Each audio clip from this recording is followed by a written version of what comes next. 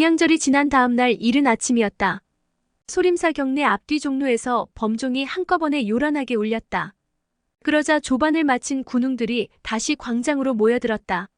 어제 영웅대회 마감을 선포한 달마당 노승이 앞으로 나서더니 군웅들을 보며 말했다. 모두가 아시다시피 어제 아미파 장모님께서 천하제일인으로 뽑히셨소. 이제 아미파 장모님께선 뒷산에 오르셔서 마지막 관문을 돌파하시고 금모사왕 사손을 데려가도록 하십시오. 노승이 길을 안내해드리겠습니다.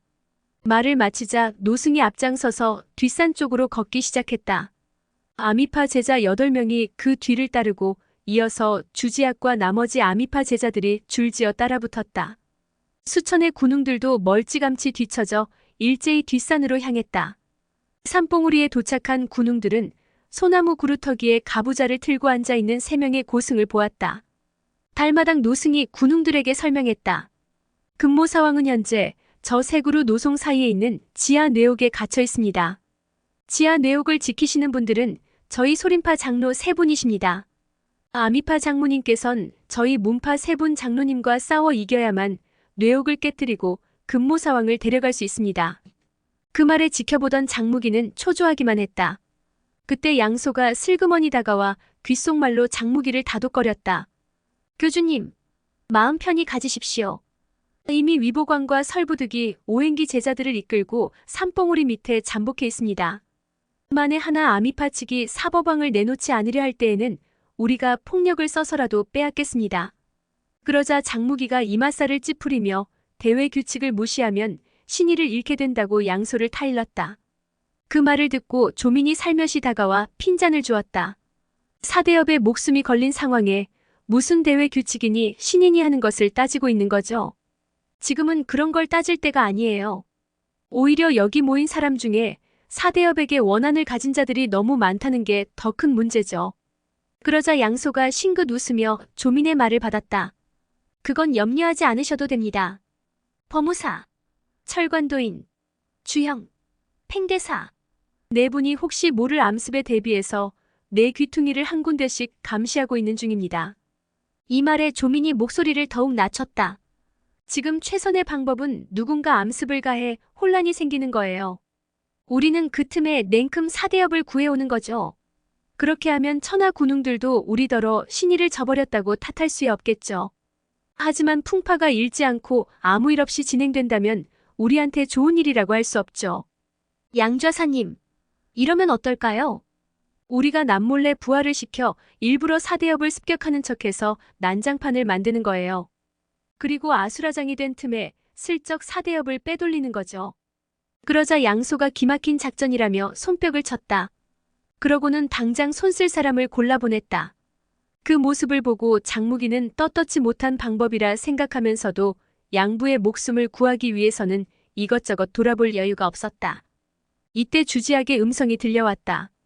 제가 혼자서 소림의 장로 3분과 겨룬다는 건 공평치 못한 처사 같습니다. 이것은 3분 고승께도 불경스러운 일이 되지 않을까 싶습니다. 그러자 달마당 노승이 선선히 응낙했다. 아미파 장문께서 한두 사람의 도움을 바라신다면 물론 안 될 것도 없겠지요. 주지학은 그 말에 감사의 뜻을 표했다. 다행히 저는 천하 영웅들께서 양보해 주신 덕분에 요행이 어제 대회에서 우승할 수 있었습니다. 이는 오로지 돌아가신 스승 멸절 사태께서 가르쳐주신 저희 아미파의 비전절기가 큰 도움이 되었습니다. 만약 3대3으로 싸운다면 설령 이긴다 해도 돌아가신 스승께서 저를 가르치고 이끌어주신 뜻을 제대로 지키지 못하는 꼴이 될 것입니다. 그렇다고 저 혼자 1대3으로 맞선다면 주인에 대한 불경스러운 일이 될 것입니다. 그래서 저는 어제 영웅대회에서 제 손에 부상을 입고 아직도 상처가 아물지 않은 장교주와 손잡고 2대3으로 싸우면 어떨까 합니다. 천하 사람들이라면 누구나 다 알다시피 장교주는 여러 해 전에 저희 스승께 삼장을 얻어맞고 피를 토하며 쓰러진 것을 저희 스승께서 목숨을 살려주신 적이 있습니다. 그러니 제가 장교주의 도움을 받는다고 해서 돌아가신 스승님의 위엄과 명성에 누를 끼치지는 않으리라 봅니다. 그러고는 장무기를 불렀다. 장무기는 기쁜 마음으로 걸어나와 주지학 옆에 섰다. 주지학이 싸늘하게 비웃으며 말했다. 당신은 어제 중상을 입은 몸이니 제게 별 도움이 되지는 못할 겁니다. 그저 모양새만 그럴듯하게 갖추면 됩니다. 그 말에 장무기는 미소를 지으며 알겠다고 답했다. 이윽고 주지학이 부드러운 채찍을 꺼내 오른손으로 잡고 휘두르자 채찍은 삽시간에 크고 작은 원을 10여 개나 그려냈다. 그런 다음 왼손에 서슬 푸른 단도 한 자루를 꺼내 들었다. 한 손에는 길고 부드러운 채찍을 들고 또 다른 한 손에는 짧고 단단한 강철 단도를 든 모습을 보고 군웅들은 흥미진진한 눈빛으로 주지학을 주시하기 시작했다. 장무기는 품속에서 성화령 2자루를 꺼내 들었다. 그리고 앞쪽으로 걸음을 내딛다가 한쪽 다리를 절뚝거리면서 일부러 큰 소리로 기침 소리까지 냈다. 어제 입은 중상을 여태껏 치료하지 못한 상태라는 걸 보여주기 위한 행동이었다. 지금 장무기 머릿속에는 사손을 구하겠다는 생각뿐 명성 같은 것은 고려치 않았다. 오히려 오늘 싸움으로 주지학의 명성이 더욱 높아지기를 바라고 있었다. 이때 도액대사가 인사를 건네왔다. 장교주께서 오늘 또 한 수 가르침을 주시러 오셨군요. 저분 아미파 장문께서 어제 천하 군웅들을 압도했다는 소리를 들었소. 설마 저분 무공이 장교주마저 능가하는 것은 아니겠지요? 그러자 장무기가 대꾸했다. 제대로 보셨습니다. 불초 후배는 어제 아미파 장문께 중상을 입고 피를 토하기까지 했습니다. 이 말에 도난 대사가 고개를 갸우뚱했다. 그거 참 기이한 일도 다 있군. 그 말을 끝으로 새 노승의 검은 채찍이 슬금슬금 풀리기 시작했다. 바로 그때였다. 산허리 쪽에서 난데없이 요금 뜯는 소리와 퉁소 부는 소리가 몇 차례 들려왔다. 장무기는 그 소리를 듣고 반가웠다. 요금 뜯는 소리가 잇따라 울리는 가운데 베개 입은 여인 넷이 산봉우리 위로 사뿐히 올라섰다. 수중에는 역시 길이가 유별나게 짧은 검은고 한 틀을 받치고 있었다. 구성지게 울려 퍼지는 가락에 맞춰 이번에는 흑에 입은 여인 넷이 유별나게 기다란 퉁소를 한 자루씩 들고 나타났다. 흑백이 서로 다른 8명의 여인은 8방위에 갈라섰다. 그러고는 검은곤의 틀과 퉁소네 자루가 일제히 합주를 시작했다. 부드럽고도 우아한 장단에 맞춰 다망색 얇은 비단옷을 걸친 미녀가 느린 걸음걸이로 산봉우리 평지 위에 천천히 모습을 드러냈다. 역시 장무기가 노룡진 개방총단에서 만난 황산 미녀였다. 개방의 소녀 방주 사홍석이 먼저 알아보고 쪼르르 달려가더니 그녀의 품에 덥석 안겼다. 양언니, 우리 장로와 용두 어른 4분이 모조리 죽었어요. 고자지라는 소녀의 손끝이 주지학을 가리켰다. 아미파하고 소림파 중놈한테 죽었어요. 황산 미녀가 고개를 끄덕거렸다. 나도 알고 있단다. 그러면서 주지학을 쳐다보며 비웃음 섞인 투로 말했다. 구운백골조와 백망편이라. 그따위가 천하에서 제일 강한 무공이라곤 할 수 없지.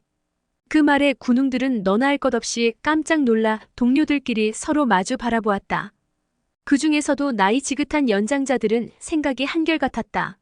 아미파의 주장문 부부가 쓰던 5손가락 조법이 설마 했더니 역시 100여 년 전 강호의양명 떨치던 구운백골조였단 말인가. 거기다 주장문이 오늘도 꺼내든 저 기다란 채찍이란 게 백망편이었던가. 사실 그들은 구운백골조와 백망편이 모두 전설적인 무공비급인 구음진경에서 나온 것으로 지나치리 많지 음독하고 악랄한 무공이란 소문을 들어왔을 뿐 실전된 지 오래되어 아무도 그 실체를 알아보지 못했다. 황삼 여인이 사홍석의 손을 잡고 개방 제자들 쪽으로 걸어가더니 비탈진 바위 더미 위에 걸터 앉았다. 주지학의 얼굴빛이 다소 질렸지만 이내 코웃음을 치며 공격하자고 장무기를 향해 명령하듯이 소리쳤다. 백망편이란 이름 그대로 용이 되어 승천하지 못한 이무기의 흰 몸뚱이처럼 기다란 채찍이 스르르 풀려나가더니 삽시간에 도난 대사의 검정 채찍을 휘말아갔다. 그리고 그 기세를 빌려 솟구친 몸이 세 그루 소나무 사이 한 복판에 뚝 떨어져 내렸다. 단한수로 적의 중앙을 직접 공격해 들어가는 대담성과 재빠르고도 매서운 공격 초식을 본 군웅들이 일제히 소리를 질렀다. 도난대사의 채찍이 일순간 무력화된 것을 본 도액대사와 도겁대사의 채찍이 일제히 뻗어나가더니 좌우로 나뉘어 주지학에게 협공을 퍼붓기 시작했다. 그것을 보고 장무기도 몸을 움직였다. 장무기는 주지학에게 오늘의 전공을 몰아주기 위해 건곤대 나이 신공과 구양 신공은 사용하지 않고 성화령에 기록된 페르시아 무공만 사용했다. 그래서 다소 동작이 산만하고 괴이한 움직임을 보였다. 페르시아 무공에 대해 잘 알지 못하는 군웅들은 그 모습을 보고 그저 장무기가 내상에서 회복되지 않아 몸이 제대로 움직이지 않는다고만 생각했다. 장무기는 두 자루 성화령을 앞으로 내뻗어 그대로 도난대사의 앞가슴을 향해 내찔렀다. 그것을 본 도난대사는 속으로 찔끔 놀랐다. 이 무렵 도난대사의 검은 채찍은 주지하게 채찍과 한데 엉클어진 채 풀리지 않은 터라 채찍을 돌려 장무기의 공격을 막아낼 길이 없었다. 도액대사와 도겁대사는 막내 사제의 위급한 형세를 보고는 즉시 주지학을 향하던 두 채찍을 좌우로 돌려 곧바로 장무기를 엄습해왔다. 두 채찍이 매섭게 장무기의 등을 향해 내리꽂히자 장무기는 볼성 사나운 모습으로 땅바닥을 나뒹굴었다. 그런데 장무기가 굴러 멈춰선 곳이 하필이면 도액대사 옆이었다. 도액대사는 기회라 여겨 왼손으로 장무기의 어깨를 내리찍었다. 그러자 장무기의 왼 손바닥이 건곤된 아이 신공으로 이를 거뜬히 풀어버리더니 어느새 도겁대사를 향해 어깨를 부딪혀가고 있었다. 그러나 그 공격은 맥없이 실패로 돌아가고 말았다. 군웅들은 장무기가 땅바닥에 나자빠져 이리 뒹굴고 저리 뒹굴면서 술 취한 주정뱅이처럼 온갖 추태를 보이자 어제 입은 중상 때문에 그런다고만 생각했다. 하지만 군웅들은 알지 못했다.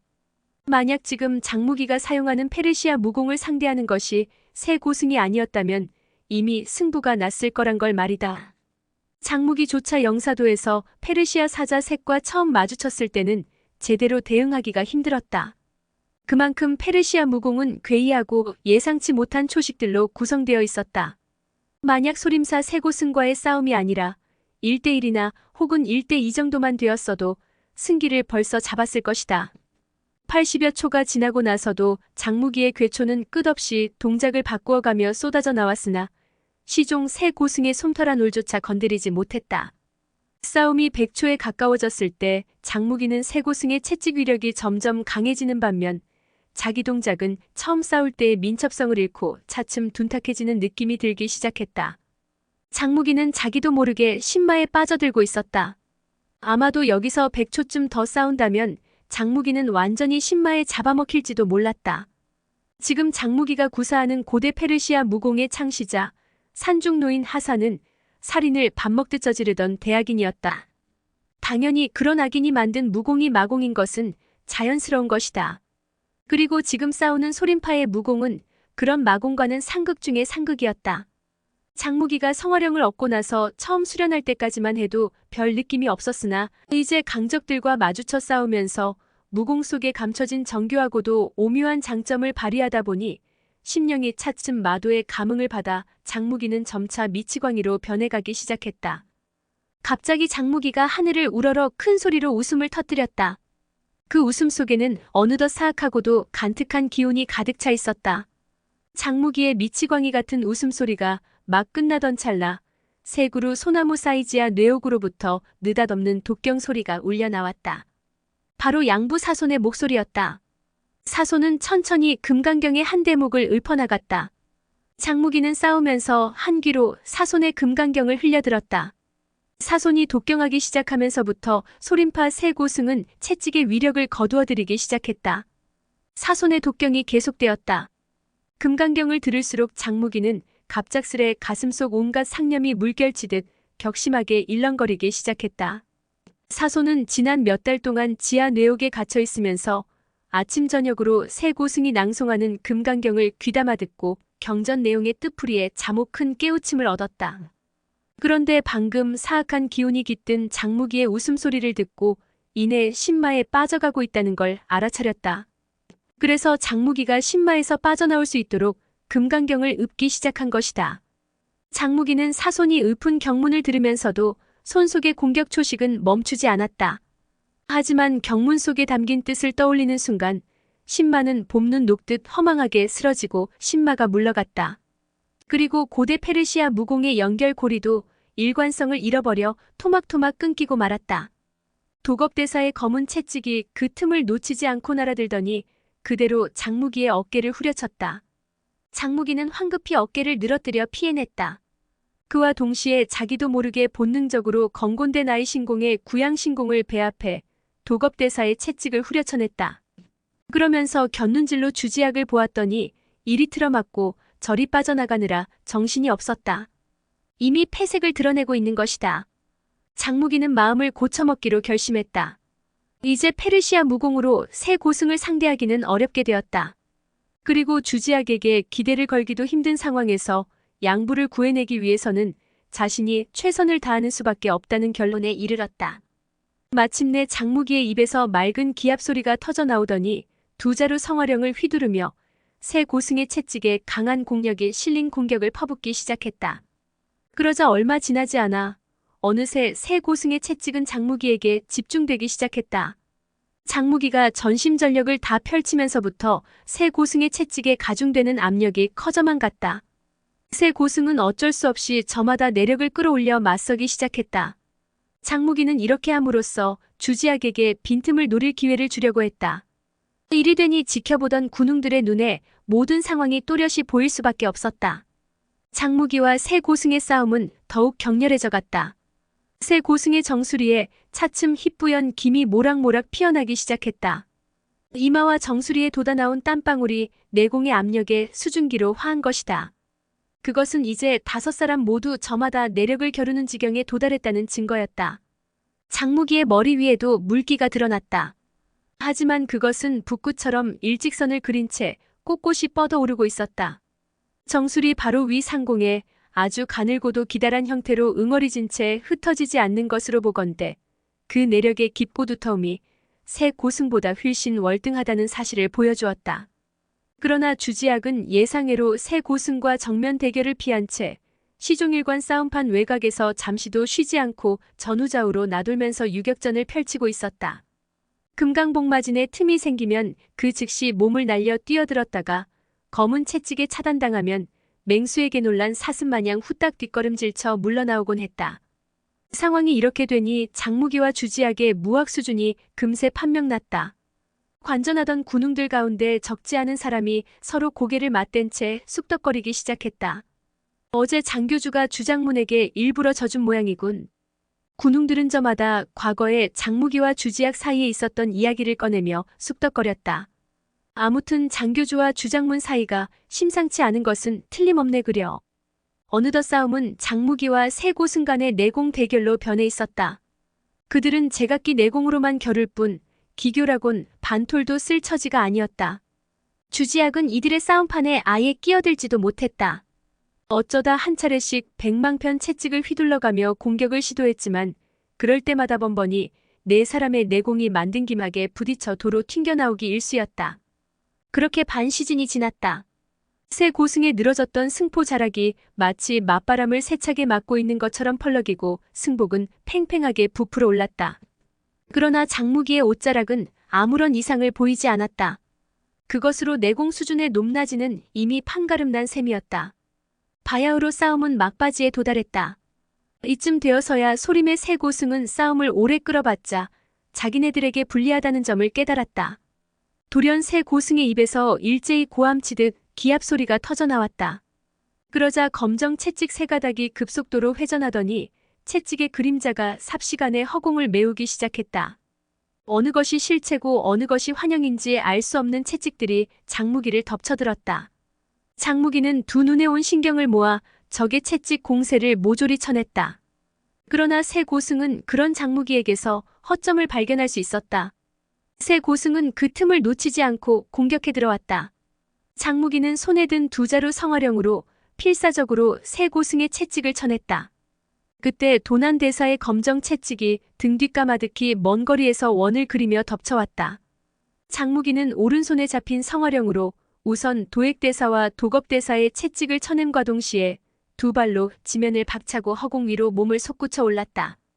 그러고는 공중에 몸을 띄운 상태에서 왼손을 뻗어 도난대사의 채찍 초리를 움켜잡고는 도난대사가 앉아있는 소나무 줄기를 중심으로 빙그르르 한 바퀴 맴돌았다. 손길에 잡힌 검정 채찍도 속절없이 잡아 끄는 대로 딸려가 소나무 줄기에 친친 휘감기고 말았다. 도난대사는 놀랄 틈도 없이 채찍을 툭 떨쳐 도로 풀어내려 했으나 채찍의 끄트머리를 움켜잡은 장무기가 왼팔에 힘을 주면서 뒤쪽으로 냅다 잡아당겼다. 그러자 엉겁결에 도난대사도 채찍을 빼앗기지 않으려 힘껏 자기 쪽으로 잡아당겼다. 때 아닌 줄다리기 시합이 벌어지고 만 것이다. 당대 절세 고수 두 사람이 엄청난 내공의 힘으로 동시에 톱질하듯 번갈아 당기고 있으니 그 압력을 소나무가 어찌 견뎌내겠는가. 다음 순간 우지직하는 소리와 함께 수백 년 묵은 노송 한 그루가 구멍이 파인 부분에서부터 뚝 부러져 나가고 우거진 나무 가장귀들이 반공중에서 송두리째 쓰러져 내렸다. 그 모습을 보고 도액대사와 도겁대사마저 경악에 차 어쩔 바를 몰라 했다. 그때 장무기가 대갈일성을 터뜨리며 양 손바닥으로 장력을 방출했다. 쌍장이 타격을 가한 곳은 도액대사가 들어앉은 노송 구루턱이었다. 장무기가 날린 장력에는 그가 가진 최대치의 공력이 고스란히 담겨 있었다.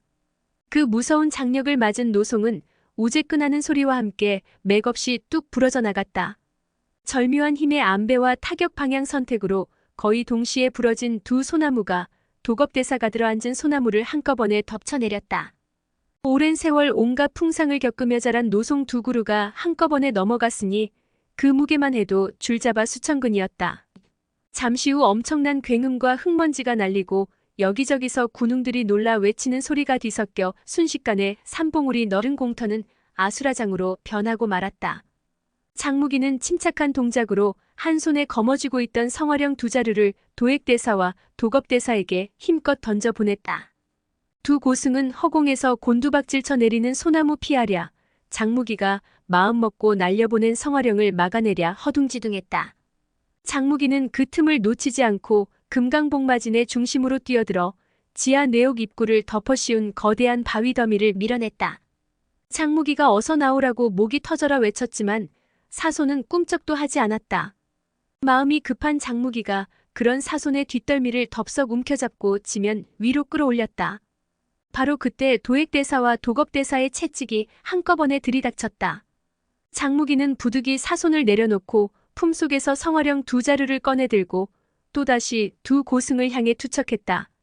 그러고는 재빨리 두 손으로 두 가닥 검정 채찍 끄트머리를 한 손에 하나씩 움켜잡았다. 도액대사와 도겁대사는 저마다 내력을 끌어올려 채찍을 다시 빼앗으려 했으나 성화령이 벌써 코앞까지 들이닥쳤다. 두 고승은 어쩔 수 없이 채찍 손잡이를 놓아버리고 황급히 뒷걸음질로 도약해서 물러섰다.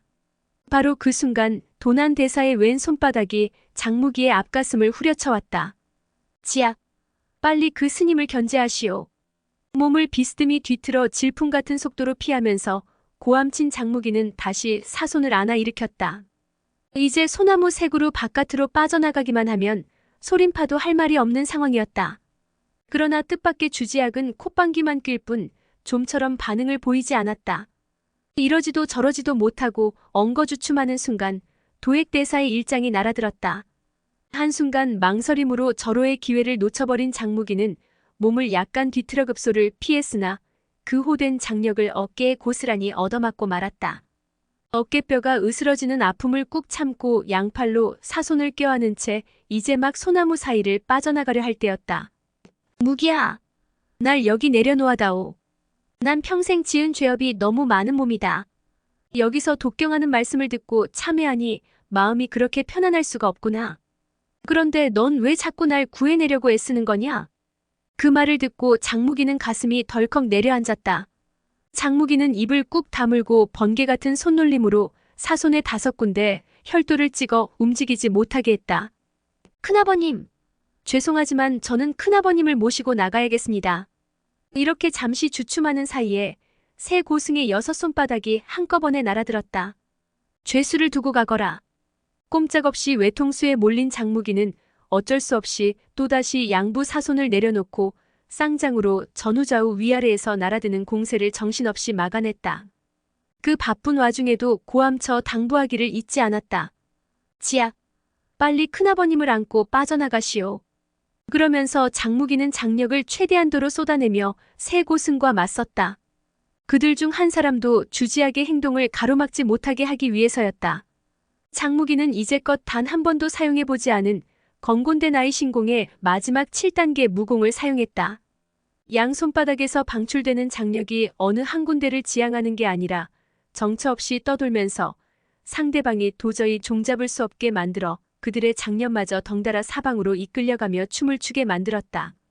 어느새 귀신 같은 손길에 홀려 정신없이 춤을 추던 새 고승의 장력이 한순간 장무기의 장력과 마주쳐 달라붙고 모질게 휘몰아치던 손바닥 바람도 삽시간에 잦아들었다.